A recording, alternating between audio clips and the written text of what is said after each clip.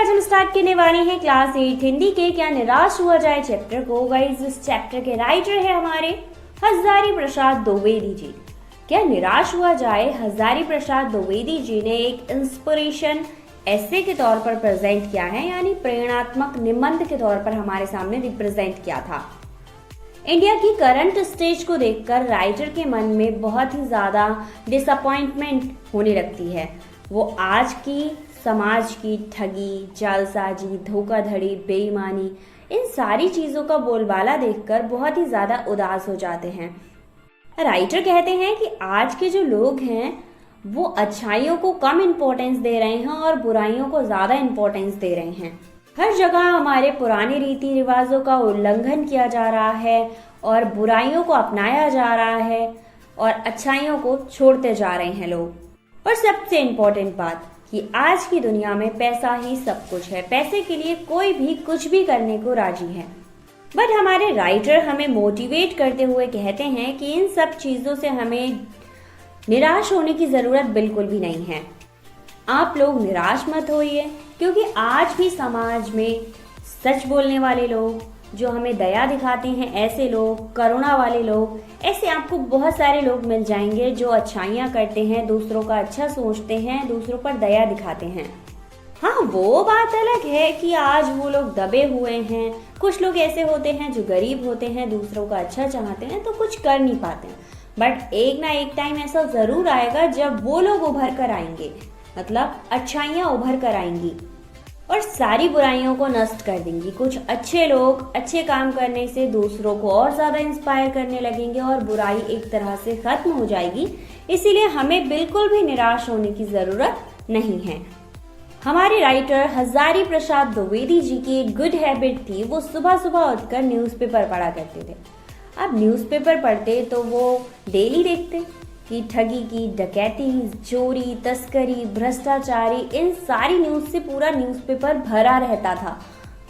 अब इस सिचुएशन को देखकर हमारे राइटर एक तरह से बहुत ज्यादा बेचैन हो जाते हैं। उनके अंदर से खलबली मचने लगती है कि पूरा न्यूज़पेपर केवल बुरी चीजों से ही भरा हुआ है, बुरी न्यूज से ही भरा हुआ है, कोई लोग अच्छे काम कर ही नहीं रहे हैं। और उनकी उदासी का एक बड़ा कारण था कि आज के वातावरण में प्रदूषण, ठीक है, जो हमारा आसपास ग्रीनिश जगह है या फिर हम बहुत तेजी से प्रदूषण फैलाते जा रहे हैं, उस वजह से हमें बीमारियां हो रही हैं और हम बहुत प्रदूषित चीजों का सेवन कर रहे हैं। प्रदूषण के साथ साथ ही हर इंसान दूसरे इंसान को बहुत ज्यादा शक की नजरों से देखता है, मतलब हर किसी पे डाउट करता है। और जो इंसान जितने बड़े ओहदे पर होता है, मतलब जितनी बड़ी पोस्ट पर होता है, वो उतना ही ज्यादा शक करने वाला होता है, क्योंकि वो खुद घूसखोर होता है, खुद पैसे लेता है, बेईमानी करता है। तो उससे नीचे काम करने वाले जितने लोग हैं उन सबको वो डाउट करता है कि ये मेरे साथ बेईमानी ना करे या फिर मेरे साथ कुछ गलत ना करे। तो इसीलिए वो हमेशा अपने से छोटे लोगों पर शक करता रहता है। हमारे राष्ट्रीय पिता महात्मा गांधी और लोकमान्य तिलक भारत की आजादी के बाद भारत को ऐसा राष्ट्र के रूप में कभी नहीं देखना चाहते थे। उन्होंने कभी नहीं सोचा था कि हमारे भारत की ऐसी स्थिति भी आएगी जब पूरी दुनिया में भ्रष्टाचार, बेईमानी, झूठ, ये सारी चीजें फैल जाएंगी।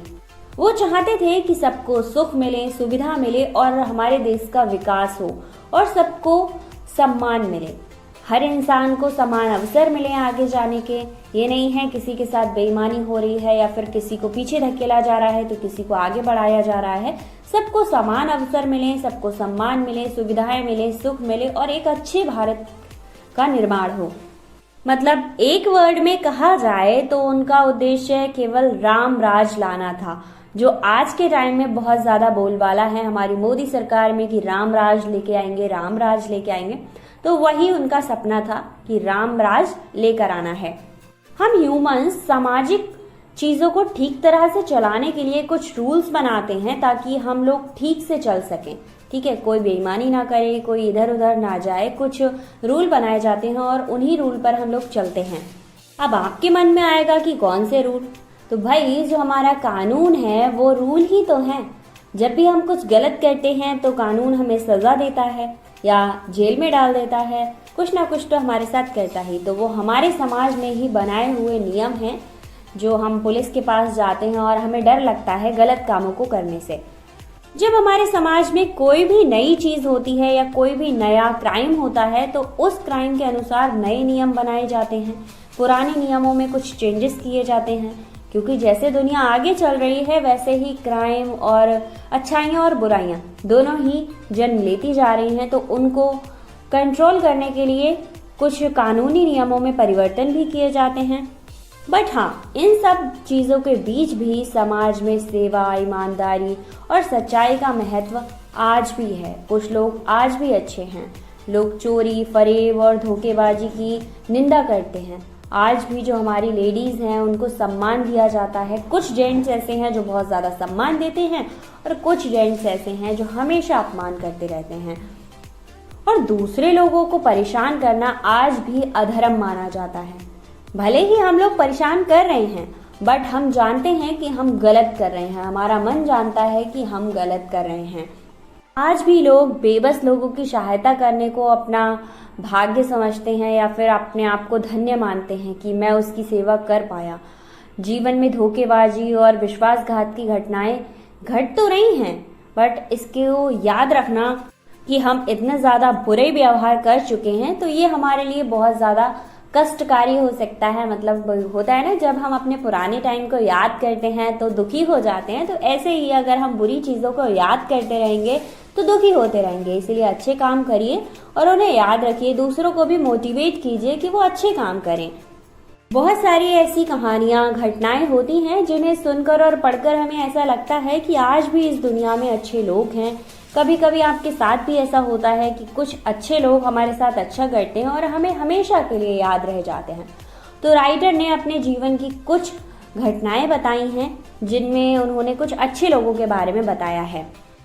राइटर अपनी घटनाओं में बताते हैं कि आज भी अच्छे लोग हैं और आज भी अच्छाइयों की कमी नहीं है। एक बार जो हमारे राइटर हैं वो ट्रैवल कर रहे थे। ट्रैवल के समय उन्होंने 10 रुपए किराए की जगह 100 रुपए का नोट दे दिया। अब जाकर गाड़ी में बैठ गए। उन्हें याद ही नहीं था कि उन्होंने 10 की जगह 100 का नोट दिया है। बट कुछ टाइम में ही टिकट बाबू यानी हमारे टिकट बांटने वाले जो होते हैं वो आ जाते हैं उनको ढूंढते ढूंढते और उनसे कहते हैं कि आपने मुझे 10 रुपए की जगह 100 रुपए दे दिए थे। टिकट बाबू ने माफी मांगी और उन्हें 90 रुपए वापस दे दिए। अब इस चीज को देखकर लेखक हैरान थे कि यार ये क्या था, मुझे तो याद भी नहीं था मैंने 100 का नोट दिया है, बट टिकट बाबू को याद था और वो मुझे ढूंढते हुए अपना काम छोड़कर मेरे 90 रुपए लौटाने मुझे आए थे। तो हमारे राइटर के अनुसार आज भी इस घटना का बहुत ज्यादा महत्व है। ये ईमानदारी के प्रति हमारे खोए हुए विश्वास को कहीं ना कहीं जगाती है। एक बार को आप कह सकते हैं कि हाँ, 100 लोगों में एक अच्छा बंदा तो मिल ही जाता है। दूसरी घटना वो बताते हैं, लेखक एक बार अपने पूरे परिवार के साथ बस में ट्रेवल कर रहे थे। मंजिल से कुछ दूर ही बस खराब हो जाती है, क्योंकि जब वो बस में घुसे थे तो बस की हालत बहुत ज्यादा खराब थी। सारे लोगों ने उनसे मना किया था कि बस में ट्रेवल मत करना, बट वो नहीं माने। जब वो बस में चढ़े थे और सीट पर बैठे थे तो ऐसा लग रहा था कि जो सीट है ना, उसके सीट इंजन है या इंजन के नीचे, सॉरी इंजन के ऊपर सीट है, कुछ पता ही नहीं चल रहा था। पूरी बस इंजन की तरह खट खट खट कर रही थी। उन्हें लग रहा था कि ये मंजिल तक नहीं पहुंच जाएगी, बट क्या कर सकते थे, रात के 10 बजे थे। वो उसी बस पर चढ़ जाते हैं और सफ़र शुरू करते हैं। जैसे ही उनका सफ़र ख़त्म होने वाला होता है उससे कुछ दूर पहले ही बस खराब हो जाती है। रात के 10 बजे थे, सभी घबराए हुए थे। अचानक से कंडक्टर एक साइकिल लेकर तेजी से भागा। लोग ड्राइवर को घेर लेते हैं, उस पर शक करने लगते हैं कि कंडक्टर कहीं डाकू चोर को बुलाने तो नहीं गया है, और ड्राइवर को मारने ही वाले होते हैं कि ड्राइवर राइडर से कहता है कि मुझे बचा लीजिए। तो राइडर बहुत समझा बुझाकर उसको बचा लेते हैं। बट सारे लोग बहुत ज़्यादा गुस्सा थे। लोगों के मन में दहशत बैठी हुई थी कि कोई कंडक्टर किन्हीं डाकुओं को ना बुला लाए और वो डाकू हमें लूट कर ना ले जाएं। बट कुछ टाइम में ही वो कंडक्टर खाली बस लेकर वापस लौटता है और साथ ही अपने एक बैग में पानी, कुछ दूध और बिस्किट्स लेकर आता है। लोग ये चीज देखकर बहुत ज्यादा खुश हो जाते हैं, क्योंकि राइटर के बच्चे भी और उस बस में कुछ और बच्चे भी थे जो बहुत ज्यादा भूखे थे और रो रहे थे भूख से। इसलिए कंडक्टर उनके लिए दूध, बिस्किट्स और पानी लेकर आता है और उन सारे बच्चों को देता है। तो ये चीज देखकर सारे लोगों के चेहरे एकदम खिल उठते हैं। करीब 12 बजे तक सारे लोग अपनी मंजिल तक एकदम सेफ पहुंच जाते हैं।